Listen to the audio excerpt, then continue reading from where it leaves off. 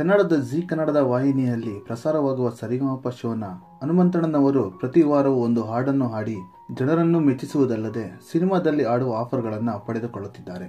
ಅಷ್ಟೇ ಅಲ್ಲದೆ ಇತ್ತೀಚೆಗಷ್ಟೇ ಒಂದು ಹೊಸ ಸುದ್ದಿ ಏನಪ್ಪಾ ಅಂದರೆ ದರ್ಶನ್ ರವರ ಮುಂದಿನ ಚಿತ್ರಗಳಲ್ಲಿ ಒಂದಾದ ರಾಬರ್ಟ್ ಚಿತ್ರದಲ್ಲಿ ಒಂದು ಹಾಡನ್ನು ಹಾಡುವ ಅವಕಾಶವನ್ನು ಗಿಟ್ಟಿಸಿಕೊಂಡಿದ್ದಾರೆ ಎಂಬ ಮಾತುಗಳು ಕೇಳಿ ಬಂದಿದೆ. ಈ ವಾರ ಫ್ಯಾಮಿಲಿ ರೌಂಡ್ ನಲ್ಲಿ ಹನುಮಂತಣ್ಣನವರು ತಮ್ಮ ಮುದ್ದು ತಂಗಿ ಜೊತೆ ಬಡತನದ ಮನೆಯೊಳಗ ಹೆಣ್ಣು ಹುಟ್ಟಬಾರದು ಎಂಬ ಹಾಡನ್ನು ಹಾಡಿದ್ದಾರೆ. ಕೇಳಿ. ಬಡತನದ ಮನೆಯೊಳಗ ಹೆಣ್ಣು ಹುಟ್ಟಬಾರದು, ಬಡತನದ ಮನೆಯೊಳಗ ಹೆಣ್ಣು ಹುಟ್ಟಬಾರದು, ಹಡೆದ ತಪ್ಪಿಗಾಗಿ ತಂದೆ, ಹಡೆದ ತಪ್ಪಿಗಾಗಿ ತಾಯಿ ಕಣ್ಣೀರ ಸುರಿಸಬಾರದು, ಬಡತನದ ಮನೆಯೊಳಗ ಹೆಣ್ಣು ಹುಟ್ಟಬಾರದು, ಬಡತನದ ಮನೆಯೊಳಗ ಹೆಣ್ಣು ಹುಟ್ಟಬಾರದು.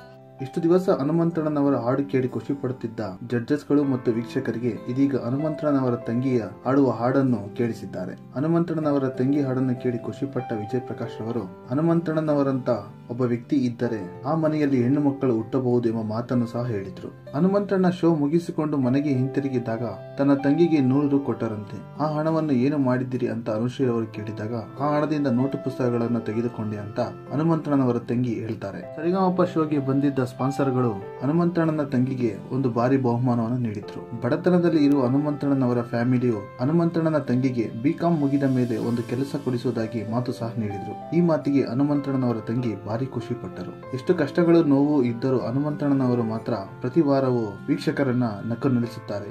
ಈ ವಿಡಿಯೋದ ಬಗ್ಗೆ ನಿಮ್ಮ ಅನಿಸಿಕೆಗಳನ್ನು ನಮ್ಮ ಕಮೆಂಟ್ ಬಾಕ್ಸ್ ನಲ್ಲಿ ಹಾಕಿ. ಈ ವಿಡಿಯೋವನ್ನು ಲೈಕ್ ಮಾಡಿ, ಶೇರ್ ಮಾಡಿ. ಮತ್ತಷ್ಟು ಅಪ್ಡೇಟ್ಸ್ಗಳಿಗಾಗಿ ನಮ್ಮ ಚಾನೆಲ್ನ ಸಬ್ಸ್ಕ್ರೈಬ್ ಮಾಡಿ.